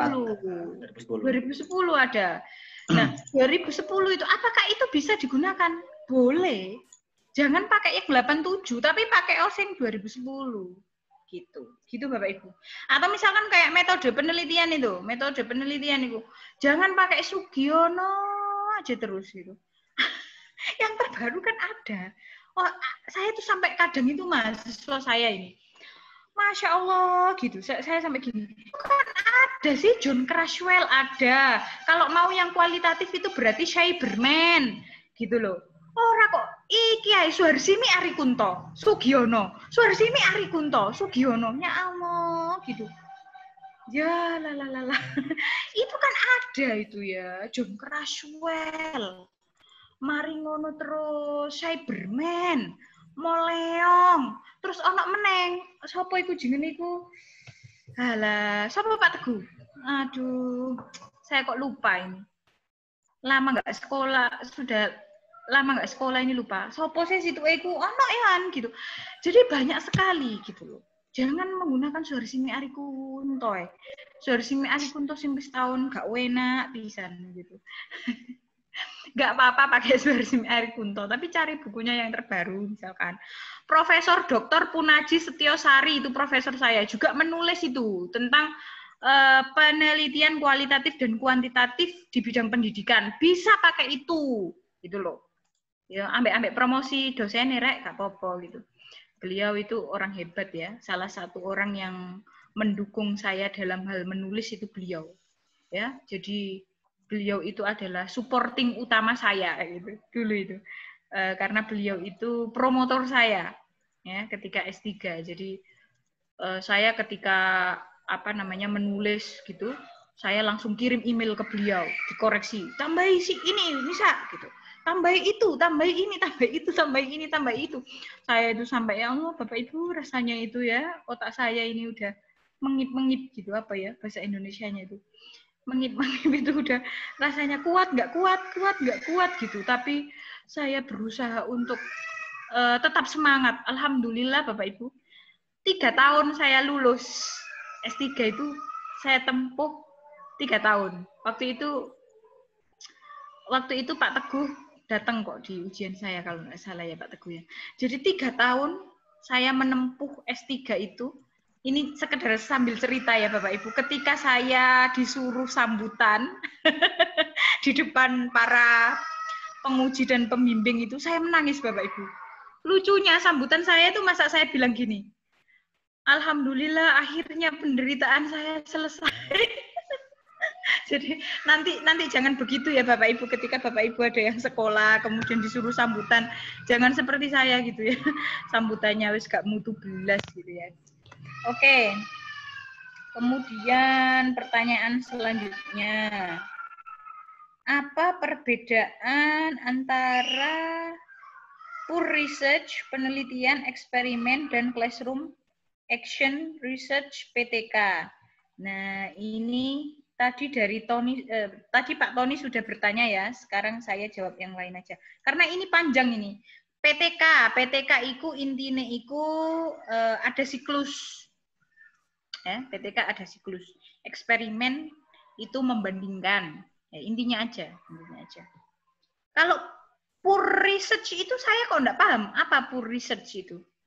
Saya belum tahu malah. Mungkin kalau ada yang tahu bisa membantu menjelaskan. Kalau pure research itu. Enggak tahu saya. Kalau pure research itu apa sih? Pure research. Saya tahunya itu mixed method gitu ya. Ya, penelitian eksperimen itu ya tadi membandingkan itu, kemudian kalau classroom action research ya PTK itu ya itu pokoknya ada siklus gitu ya, itu sudah bisa dinamakan oleh bisa dinamakan PTK gitu. Kalau pure research itu saya tidak tahu, Pak ya. Gitu. Saya belum baca atau mungkin saya belum pernah melakukan itu. Gitu. Mungkin nanti di mana? Di grup ini ada yang tahu, monggo nanti di-sharingkan. Nah, pertanyaan selanjutnya apa ini? Untuk menulis di ahli media agar diterima apa juga perlu bantuan orang lain yang terkenal? Ini Pak Teguh ini yang bisa jawab ini. Pak Teguh, ini ada yang tanya ini. Kalau mau menulis di ahli media agar bisa diterima, apa perlu juga meminta bantuan orang yang sudah tulisannya banyak, yang terkenal? Kayaknya nggak usah, iya. Kayaknya nggak usah. Ya, kalau buku nggak usah. Nanti kita bantu. Soalnya ahli media itu belum terakreditasi Bapak Ibu, jadi peluang Bapak Ibu masih banyak. Tulis saja, nggak apa-apa, bisa. Tapi kalau Bapak Ibu mau mencantumkan nama saya ya monggo, saya malah bahagia. Soalnya Pak Teguh ini nggak pernah mau mencantumkan nama saya Bapak Ibu. Nah, oke. Apa iki? Saya memiliki beberapa pengalaman yang jelek dengan membuat artikel dan buku. Saya tidak pernah menyelesaikan karena susah. Mohon saran agar bisa menyelesaikan artikel saya dengan baik dan on time. Terima kasih. Sebenarnya masalahnya adalah terletak pada Ibu sendiri. Karena Ibu sudah bilang susah, maka susah beneran. Serius. Jadi Bapak Ibu, dalam otak kita, ya, itu kan ada yang namanya alam bawah sadar. Nah, di alam bawah sadar kita, ini kok rodok melenceng kok penulisan. Enggak mau lanjutkan aja, Bu. Ya. Jadi saya kemarin itu habis pelatihan Bapak Ibu. Ini saya habis pelatihan dengan orang psikolog. Ternyata begini Bapak Ibu, ini saya sharingkan kepada Bapak Ibu di sini. Bahwa dalam otak kita itu kan ada alam bawah sadar. Nah, alam bawah sadar itu ketika kita isi dengan sesuatu yang negatif, ya, seperti contoh, saya tidak bisa, susah. Saya tidak bisa dan susah. Maka dalam alam bawah sadar itu ya, akan timbul reaksi. Reaksinya apa ya? Apa yang kita lakukan? Itu reaksi. Maka kita itu akan benar-benar nggak bisa nulis dan susah beneran. Gitu Bapak Ibu. Tapi ketika Bapak Ibu bilang gini, udahlah gampang itu, saya pasti bisa, tulis saja terus, pasti bisa, karena alam bawah sadar kita akan bilang bisa, dan itu mengandung makna positif, gitu Bapak Ibu. Jadi Bapak Ibu harus memberikan energi positif kepada diri Bapak Ibu sendiri. Bapak Ibu harus menghipnotis diri Bapak Ibu sendiri dengan energi-energi yang positif, sehingga gitu ya.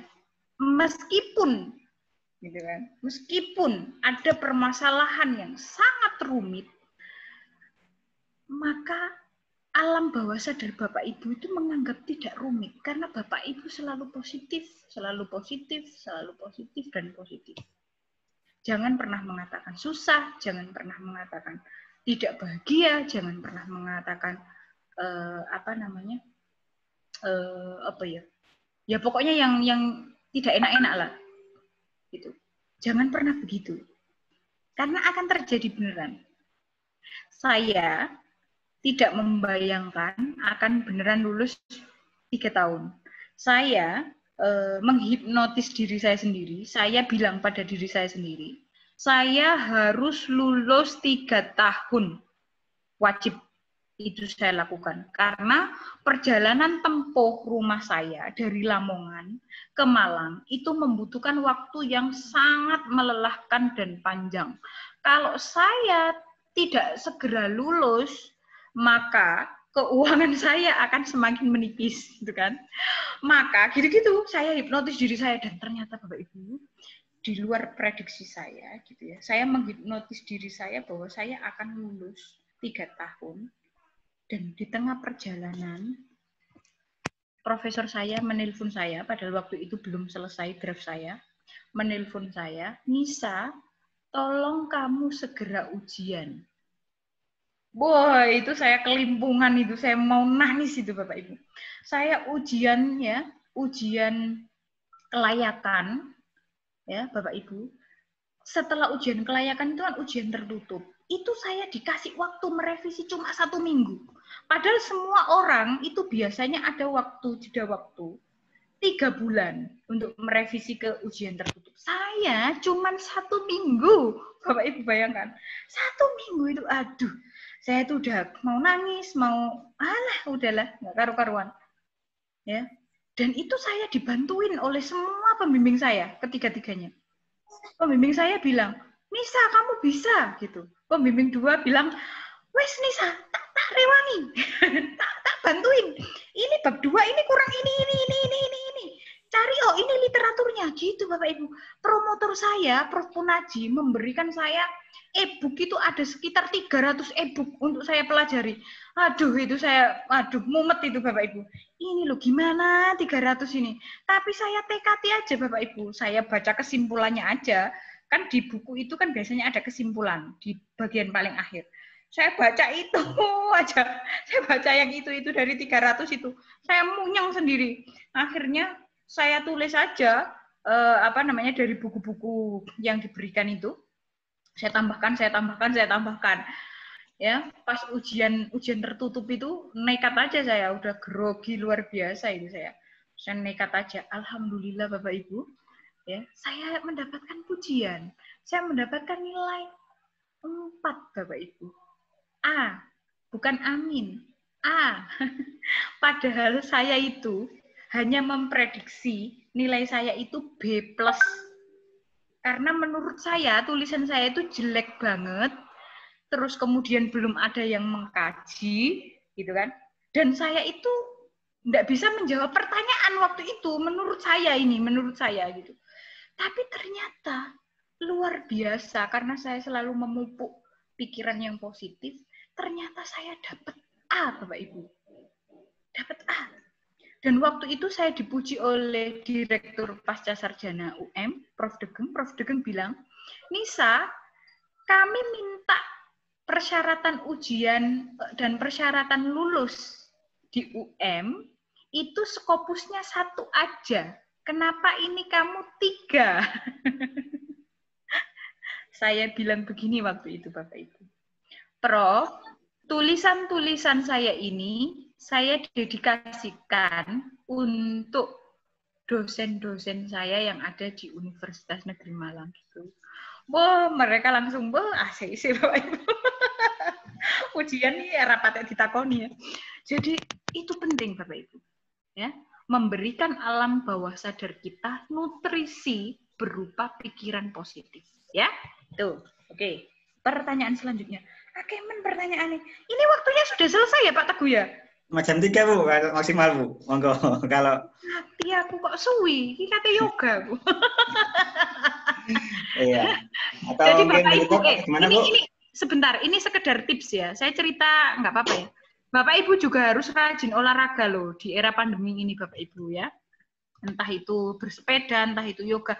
Karena itu juga bisa memberikan efek bahagia terhadap diri kita. Nah, itu penting. Nah, terus pertanyaan selanjutnya, apakah jurnal yang akan publish untuk kepangkatan baru bisa dari buku kita yang sudah terbit dan sudah masuk ke pangkatan sebelumnya ataupun PTK kita sudah masuk ke pangkatan sebelumnya? Gini.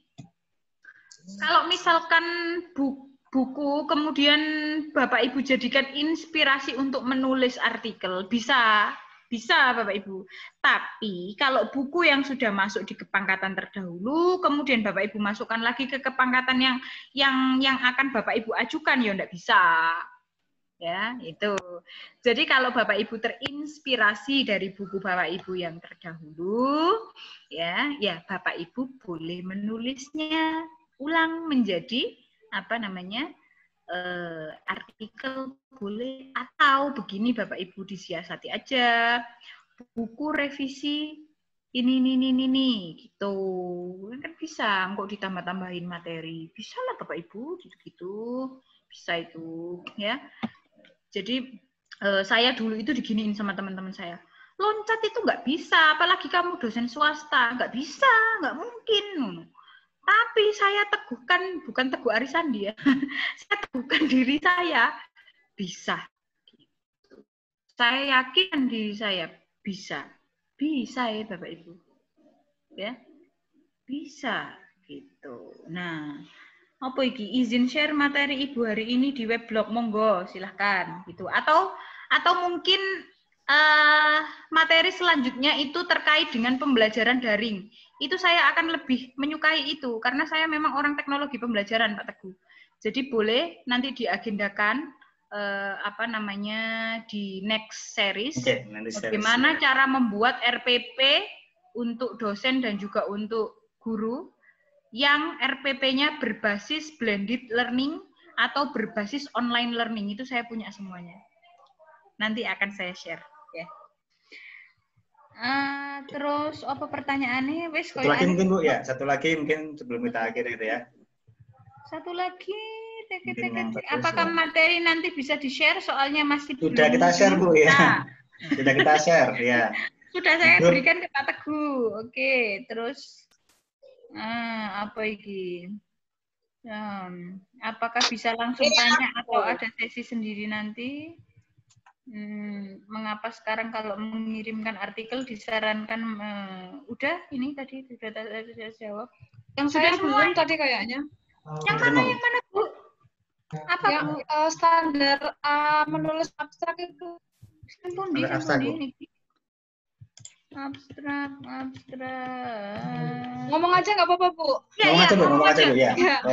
Ini Bu mau nanya, kalau menulis abstrak itu kan ada dua ya, bahasa Inggris bisa, bahasa Indonesia bisa.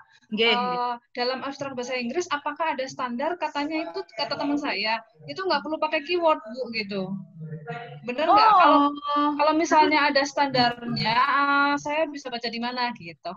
Soalnya pakai keyword. Setahu saya ini ya, saya juga nggak tahu juga karena kan saya juga pemula ya. Setahu saya nih, selama saya jadi reviewer ya, kebetulan saya juga reviewer jurnal internasional di Educational Review USA, itu saya reviewernya. Setahu saya itu wajib Bu, keyword itu wajib di mana-mana. Saya juga reviewer di Sinta 2, di Sinta 3, Sinta 4, Sinta 5, Mbowake lah. Internasional juga. Itu setahu saya ini.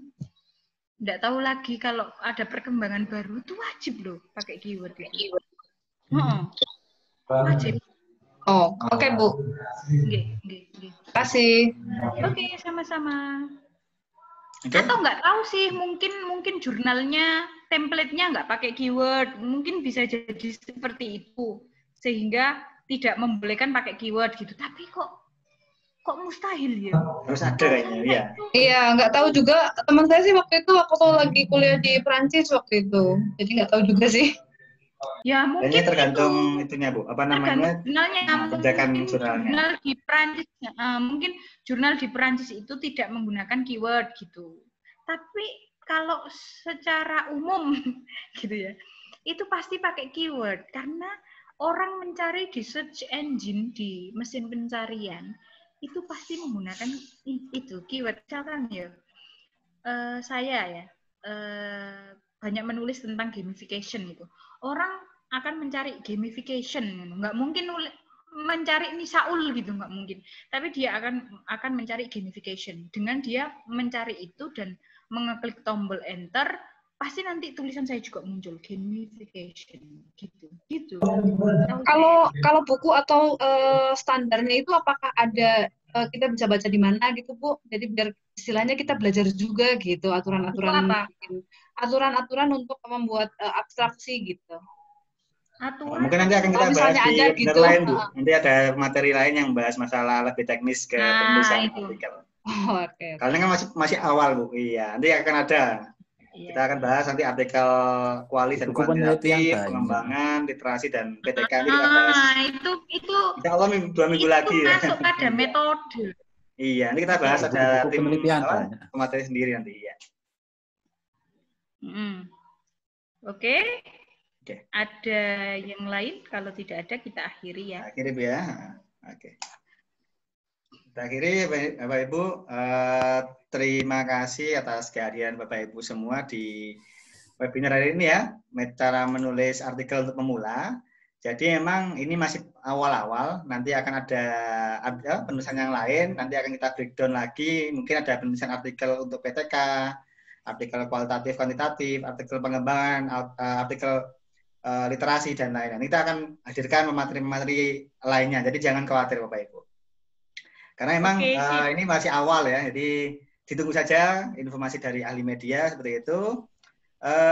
Kita akhiri untuk yang sesi hari ini, yang hari Sabtu ya, terkait penulisan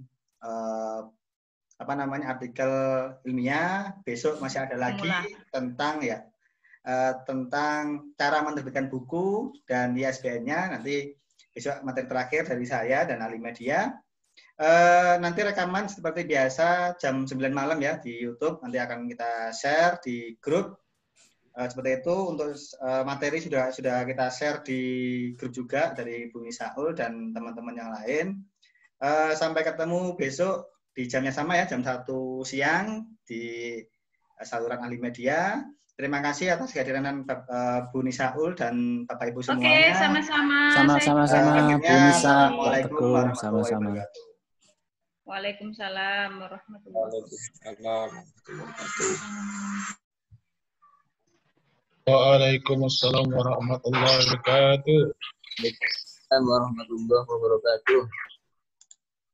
Waalaikumsalam warahmatullahi wabarakatuh. Waalaikumsalam warahmatullahi wabarakatuh.